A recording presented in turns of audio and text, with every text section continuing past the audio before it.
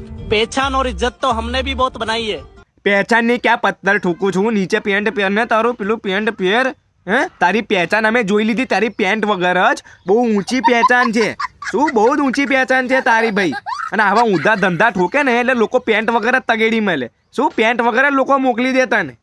પહેચાન બનાવવા ગયેલો કે પેન્ટ કાઢીને ઠોકો તાલી છોકરીઓ તો આપણે સમજ્યા કે હવે ટૂંકા કપડાં પહેરે છે પણ તારી એવી તો શું મજબૂરી રહી સુરમા ભોપાલીની છઠ્ઠી ઓલાદ બોલ તારી તો એવી શું મજબૂરી રહી કે તારા આવા લીટી જેવા કપડાં પહેરવા પડ્યા એ બી વ્યૂઝ લેવા માટે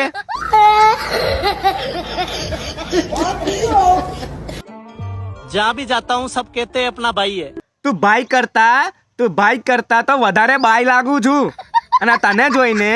તને જોઈને તો પેલા નાગાલેન્ડ વાળા બી શરમાઈ જશે શું નાગાલેન્ડ વાળા બી શરમાઈ જશે કે આ નાગો લીટી રોંડવો આવ્યો છે કઈથી